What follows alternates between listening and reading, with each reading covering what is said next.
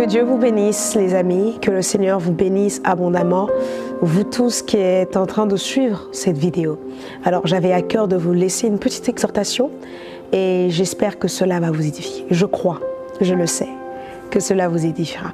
Alors, chez vous à la maison, vous lirez, parce que le verset est très long, Matthieu chapitre 25, versets 14 à 27. Et le Saint-Esprit m'a mis à cœur ce petit enseignement que j'appellerais « Ce que le Maître attend de toi ». La Bible nous parle dans cette histoire merveilleuse des talents, où le Maître est en train de partir en voyage. Alors qu'est-ce qu'il fait? Il donne 5 talents à un de ses serviteurs, 2 talents à un autre serviteur et 1 talent au dernier serviteur. Et qu'est-ce qu'il attend? Il attend que les serviteurs, lorsqu'ils reviendront, que ces talents-là puissent se multiplier. La Bible nous apprend, ou les théologiens diront et appelleront cela que c'était de l'argent qu'il a donné. Même selon l'histoire, on peut comparer cela à de l'argent. Mais aujourd'hui, j'aimerais le dire d'une manière assez spéciale. Au lieu de parler d'argent, j'aimerais vous parler des dons, des potentiels, des talents que Dieu a placés en vous. Alors, le Maître donne ces merveilleux talents à ses serviteurs. 5 à l'un, 2 à l'autre et 1 au dernier. Il s'en va de voyage. Notre Père, notre Dieu, Jésus, est venu sur la terre. Il est reparti. Il est parti pour préparer une place pour nous. Mais entre-temps, il a placé en nous des dons, des talents et des potentiels. J'aimerais te confirmer une chose. Tu es la réponse à un problème qu'une personne est en train de vivre actuellement. Vous savez, j'aime l'histoire de Samuel. Samuel est en train de pleurer parce que Saoul n'est plus roi. Et tandis qu'il pleure, Dieu lui donne une solution. Il dit, prépare-toi car tu vas aller oindre un nouveau roi. J'aimerais dire une chose à quelqu'un. Tu es la réponse à une situation. Tu es la solution à toute une génération. Tu es la solution à un système. Tu es la solution pour la vie de quelqu'un. Ne te sous-estime pas. David n'était pas fort comme Eliab, n'avait pas les compétences de Shama, ne parlait sûrement pas bien comme Abinab, mais en lui avait la chose de Dieu. Tu as la chose de Dieu. Dieu n'appelle pas les qualifiés, mais il qualifie ceux qu'il appelle. Ce que tu as en toi, Dieu va l'utiliser pour écrire une histoire. Vous savez, à chaque fois que Dieu arrive dans la vie de quelqu'un, il change la vie d'une personne. Alors, c'était le petit truc que j'avais à cœur avant de commencer. Mais écoutez une chose. Lorsque le Maître part, la première des choses qu'il attendait de ses serviteurs, il attendait un résultat. Pourquoi? La Bible nous dit que lorsqu'il revient, il demande au serviteur, alors, qu'avez-vous fait des talents que je vous ai donnés? L'autre dit, écoute, j'en avais 5, voici 5 autres. Il dit, bon serviteur. L'autre dit, écoute, j'en avais 2. Voici 2 autres. Il dit, bon serviteur. L'autre, il dit, j'en avais qu'un. Et j'ai eu peur, je l'ai caché. La première chose que Dieu attend de toi, un résultat. Écoute, tu n'es pas le fruit d'un hasard. Si Dieu t'a choisi, au lieu de choisir ton frère ou ta sœur, c'est parce que tu as quelque chose à rajouter. À force d'avoir peur, à force d'attendre avant de te lancer, tu risquerais de ne pas accomplir le pourquoi tu es sur la terre. Lorsque le Maître reviendra sur la terre, qu'est-ce qu'il dira?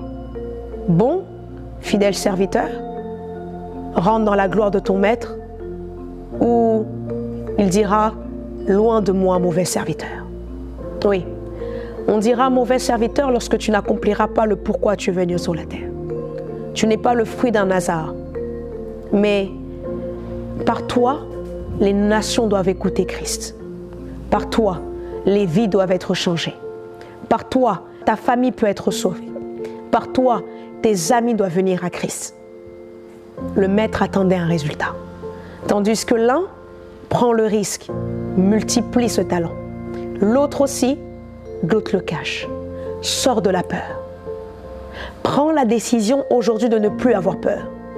La seule façon d'affronter la peur, après avoir prié, prends maintenant la décision de te dire « Je n'ai plus peur ». Vous savez, il vous est sûrement arrivé de faire un cauchemar.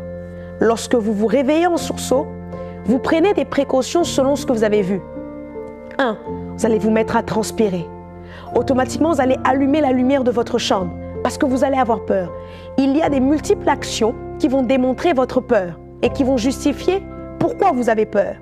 Vous allez regarder par terre, en dessous de lit. Sûrement d'entre vous, vous allez avoir directement le tic de prier. Ça, c'est des actions qui montrent que vous avez peur. Maintenant, montrez des actions qui montrent que vous n'avez plus peur. Ça veut dire, se lever un bon matin, aller prêcher l'évangile. Je n'ai plus peur. Parce que la Bible dit, je ne vous ai pas donné un esprit de timidité.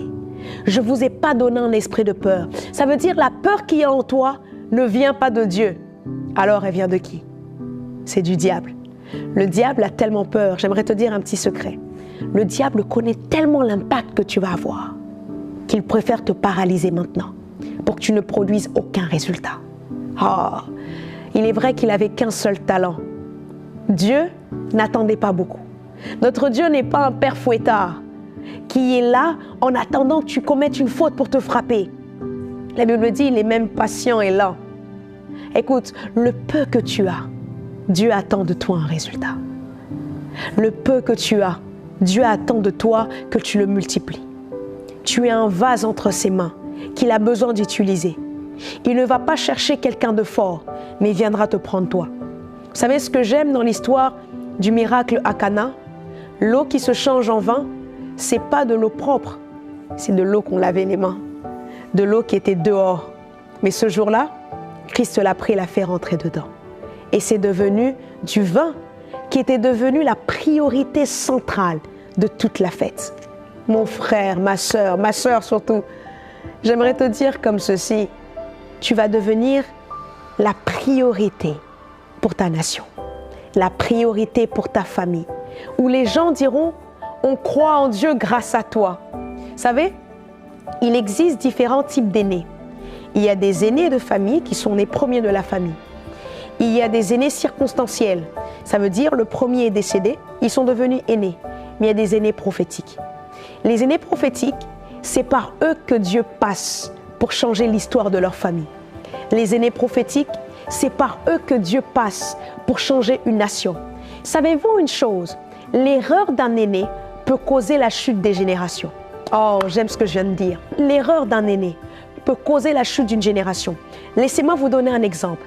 Savez-vous que dans les enfants de Jacob qui venaient de Léa, l'aîné prophétique était Judas? La Bible nous dit une chose. Jacob bénit ses fils. Il dit à Judas, le sceptre de la royauté ne s'éloignera jamais de Judas. Mais comment ça se fait que le premier roi vient des Benjamites et non des Judas? Parce que Judas avait commis une faute. Il est sorti avec la femme de son fils. À ce moment-là, dans le livre de Ruth, nous pouvons voir que c'est après 10 générations que un roi vient de Juda. Mais pourquoi un aussi grand écart? Pourquoi la prophétie ne s'est pas accomplie directement? Parce qu'il y avait un aîné prophétique qui avait commis une erreur. Écoute, aussi longtemps que tu auras peur, il y a des générations qui risqueront d'être retardées. Aussi longtemps que tu auras peur, aussi longtemps que tu te diras, écoutez, pourquoi c'est toujours toi qui pries pour ta famille? Pourquoi c'est toujours toi qui as le fardeau que ta famille soit sauvée? Pourquoi c'est toujours toi qui as le fardeau que ta nation vive le réveil? Parce que c'est toi qui dois accomplir cette mission-là. Aussi longtemps que tu attends, personne ne le fera. Et les choses ne bougeront pas. Dieu attend un résultat de toi. Il te fait confiance. La deuxième des choses que le maître attendait, non seulement il attendait un résultat, mais il attend que tu prennes des initiatives au risque du faux pas et de l'échec. Prends des initiatives. Cet homme dit, j'ai eu peur. Prends des initiatives. N'aie pas peur. Même si tu fais des erreurs, avec Dieu, on apprend toujours.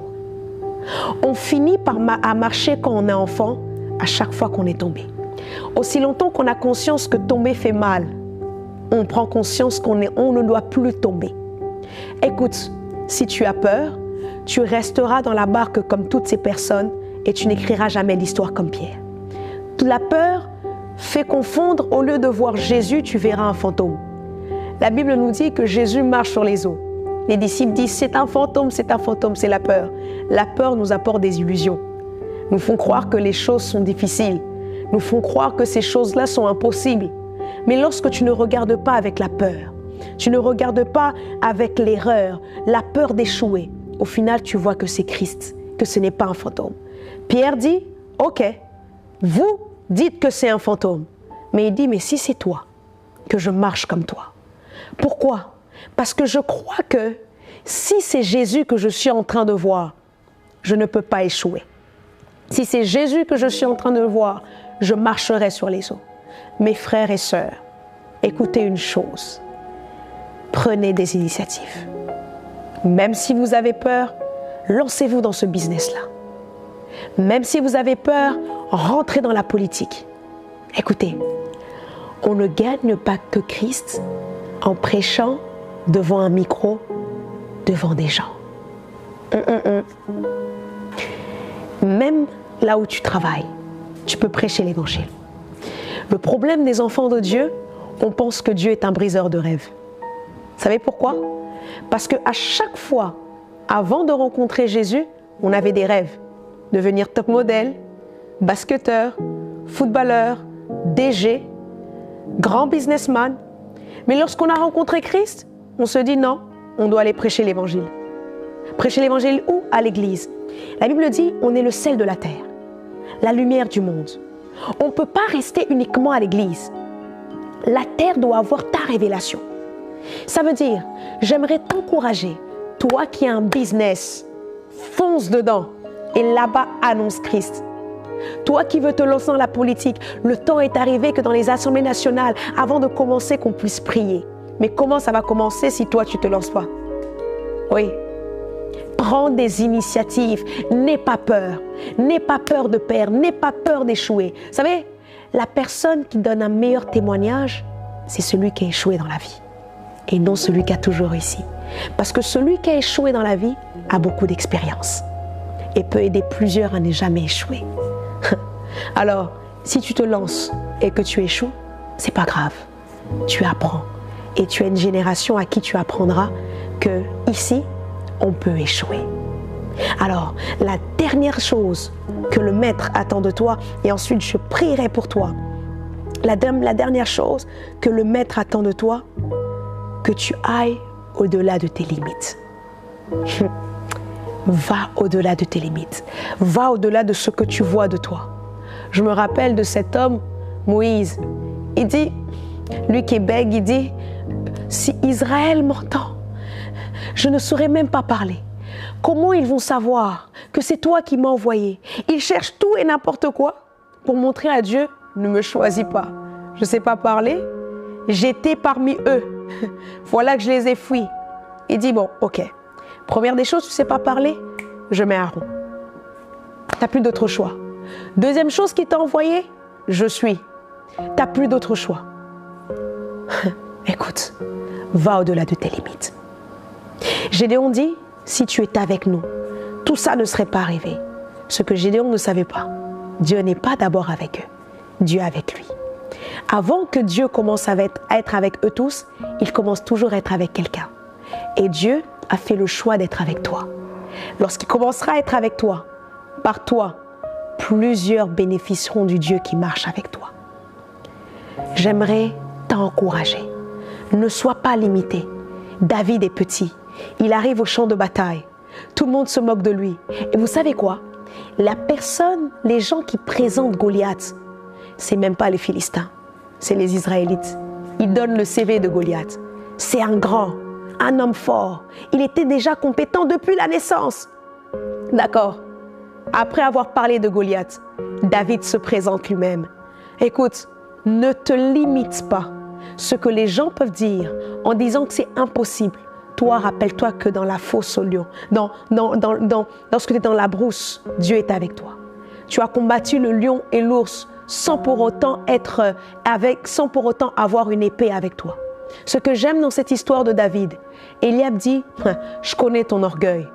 David ne suit pas Eliab. Va vers quelqu'un d'autre. Écoute, si tu veux aller au-delà de tes limites, entoure-toi des gens qui croient en toi. Entoure-toi des personnes qui ne voient pas le petit David, mais qui voient le roi David. Comme ce Jonathan-là. Jonathan dit, Moi, j'ai la royauté, mais je n'ai pas le mandat. Toi, tu as le mandat, mais tu n'as pas la royauté. Alors je te donnerai ce que tu dois avoir. Et Jonathan a donné la royauté à David. Mes frères et sœurs, vous voulez aller au-delà de vos limites. Entourez-vous des gens qui croient en vous. David n'a pas écouté Eliab. D'ailleurs, Eliab, c'est un faux combat. Choisissez les bons combats dans la vie. Il y a des combats qui vous emmèneront nulle part. Combattre Goliath vous fera accéder à votre destinée. Combattre Eliab vous gardera à cette même place. Choisissez vos combats. Ce jour-là, David a choisi son combat. Il a dit, je préfère combattre Goliath et non Eliab. À ce moment-là, il a combattu Goliath. Quand il arrive devant Goliath, Goliath le méprise à cause de sa taille. Goliath le méprise à cause de ses soi-disant limitations, parce qu'il est jeune. Mais David le méprise parce qu'il est un incirconcis, quelqu'un qui n'appartient pas à Dieu. Écoute, Dieu est avec toi. Il attend un résultat de toi. Il attend que tu prennes des initiatives. Il attend que tu vas au-delà de tes limites afin d'écrire une histoire merveilleuse avec toi. Car la Bible dit, car la terre attend avec un ardent désir la révélation des fils. La terre, le monde séculier, les gens autour de toi est en train d'attendre ta révélation. C'est pourquoi je suis en train de prier au nom puissant de Jésus. Je prie que, en écoutant ce message, qu'une personne qui se sentait faible retrouve de la force. Une personne qui se sentait par terre, que Dieu le relève. Je prie au nom puissant de Jésus que tu écrives une histoire merveilleuse avec Dieu. Une histoire que des générations liront. Les générations seront influencées par cette histoire. Je prie au nom puissant de Jésus qu'à partir d'aujourd'hui que tu prennes conscience que ta destinée est bien plus forte et que tu as une destinée à accomplir, une mission à accomplir. Je prie que Dieu t'emmène loin, que Dieu te garde fidèle à lui. Je prie que par toi, que des nations proclament que Jésus-Christ est Seigneur. Je prie que par toi, que des peuples proclament que Jésus-Christ est Seigneur. Je le dis au nom puissant de Jésus-Christ. J'ai ainsi prié. Amen. Shalom, j'espère que vous avez aimé cette vidéo. Abonnez-vous pour ne pas rater nos programmes. Merci de faire partie de notre famille TBN. Que Dieu vous bénisse. Shalom de Jérusalem.